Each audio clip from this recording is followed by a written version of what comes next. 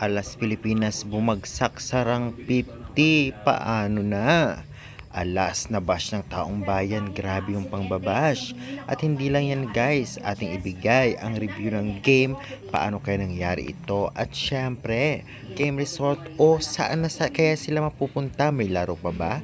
Yan ang ating pag-uusapan this video, kaya before that please, huwag niyong kalimutan mag-like, comment, and subscribe for more valuable updates. Well, natalo nga ang Alas Pilipinas sa loob ng 3 straight sets kontra sa Chinese Taipei sa scores na 25-16, 25-14 at 25-10. Medyo tambak nga yung score. Grabe, malaking sayang.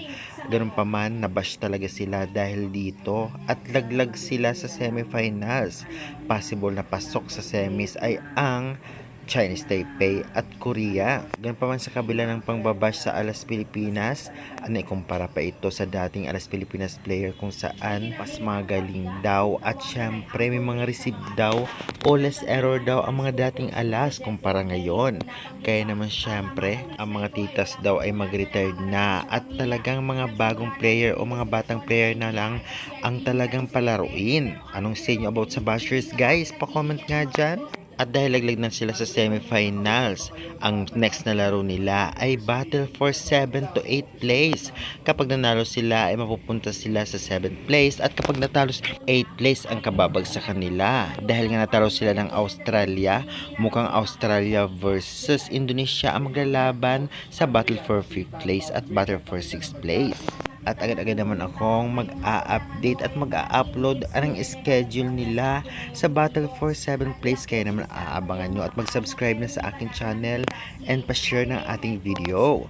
Well, talagang nagkita ulit din sa AVC ang dating magkakaibigan na Kingwell player dati at nakalaban ang Creamline na sina Valdez, Negrito at ang ibang players ng Chinese Taipei, especially ang kanilang kapitana.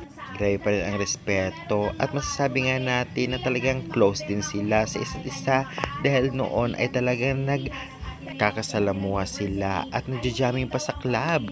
Kaya naman syempre, laking tuwa na magkita ulit at magkaharap sa loob ng court.